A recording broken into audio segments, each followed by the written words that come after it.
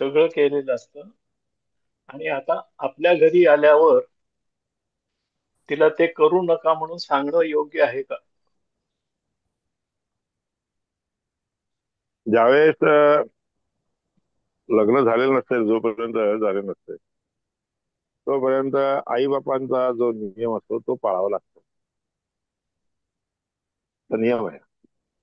हं, आता लग्न झालं म्हणलं की तिकडचा जो आचार विचार आहे त्या रीतीने तिला वागावं लागतं. हं, आणि हेच तसा नियम आहे. म्हणजे एखादा तिने तिथं वापर केलेला आहे, शिवरात्रीचा उपवास केलेला आहे. लग्न होऊन मी इकडे आल्यावर आता शिवरात्रीचा उपवास करू नाही असं तिने समजू नये. या ठिकाणी जी पद्धत आहे तशी पद्धत त्याच पद्धतीने तिने राहावं लागतं. हे लग्नाचं बंधन जे आहे की ते लग्नाच्या बंधनामुळे असं नियम हं, देखील बांधले जातात. हं. सगळे आई बापांच्या घरी असतानाचे जे नियम असतात की नाही ते नियम तिथंच राहावे. एकदा लग्नाचे बंधन झाले म्हणलं की इकडच्या नियमाला बंधन झालं.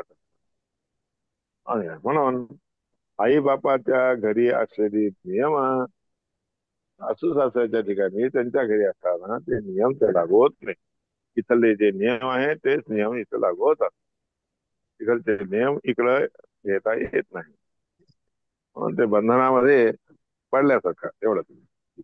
हं. ते बरोबर आहे. नाही त्या पण ती व्यक्तीने म्हणजे लग्न होऊन जी व्यक्ती आली तिने काय करावं हे तर बरोबर सांगितलंय धर्माने. पण इकडल्या सासू सासऱ्यांनी काय करावं? जबरदस्ती करावी का नुसतं सांगावं? हा मुळातचा काही नाही, प्रश्न. जे नियम आहेत ते सांगावं. आणि हा आपल्याकडचे जे पद्धत आहे ते नियम सांगावे, तिलाही शिकवावे. हो, कारण सांगून लग्न ऐकलं नाही हेच तर उपनयन संस्कारासारखं असते बायकांना. हम्म, बायकांना उपनयन संस्कार असल्यासारखं लग्न म्हणजे. जसं एखाद्या नाही पोराला पण उपनयन संस्कार केल्यानंतर त्याला नियम घालतात, तेव्हा कश्यप ब्रह्मचारी याची, अरे तू आता ब्रह्मदेवाचा म्हणजे सूर्याचा ब्रह्मचारी आहे, त्यांनी तसं सांगितलेलं आहे, त्याच्यामध्ये सांगितलेले तसे कर्म आहेत, त्यांनी सांगितलेलं, गुरुने सांगितलेलं कर्माला अनुसरून तुम्ही वागावा वगैरे उपनयन संस्कारामध्ये असते. तसं हे नियम जे आहेत लग्नाच्या वेळेस जे आहे सगळ्या स्त्रियांना देखील लागू होतात. ते त्याकरताच लग्न आहे. ते बरोबर आहे. नाही जसं पण त्याच्यात रक्षाबंधनामध्ये जसं असते तसं हा बंधन आहे. हा मुंजीचं जसं त्याच्यात प्रश्न उदाहरण असा दिलं. आहे हा बोला बोला. हा? सॉरी बोला. त्याच्यात प्रश्न असा आहे की ती जर नाराज झाली किंवा तिची श्रद्धा तिथं असली आणि ती जर म्हणाली की हा. मी दोन्ही करेन, इकडचंही करेन तिकडचंही करेन, तर काय करावं? हे नाराजगीचा प्रश्नच येत नाही इथं.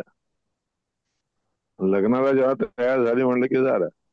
ते नाराजगीचा प्रश्नच नाही. तर ज्यांनी जसं ह्यांच्याकडे कसं वागावं तसंच वागावं लागतं.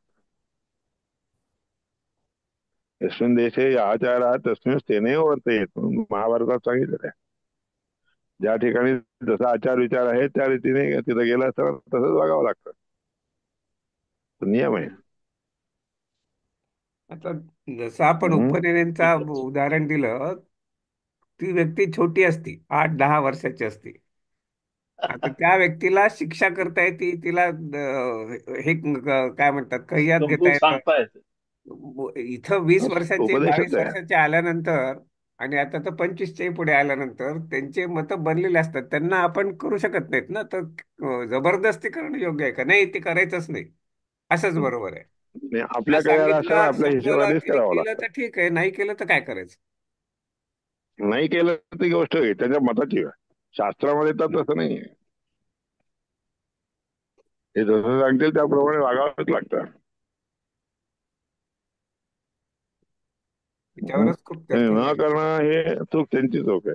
हा, बस त्यांची इथंच. चूक नाही, सांगणाऱ्याची चूक नाही. न करणं त्यांचं चूक आहे.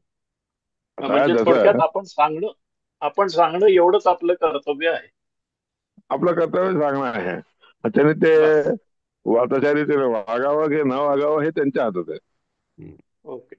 ठीक आहे. हेच. तसं काही आपण त्यांना बळजबरी करू शकत नाही. हा, आपल्याला नाही करू शकत आपलं जे नाही. आहे ते सांगणं हे कर्तव्य हे सांगायचं. ओके. हाच मेन गोष्ट ते नाही होती. वागले तर त्याला काय करणार, तुम्ही काय करणार, तोच भगवंताची तोच इच्छा प्रश्न वाढायची. आहे. तोच प्रश्न होता. त्याच्यामुळे वाद वाढतात. हं. कंपल्सरी करणं म्हणून म्हणजे वाद वाढतात. आणि म्हणून त्याला मोठ्या वेगळंच. लोकांनी जसं सांगितलेलं असते तसं वागावं हे पद्धत.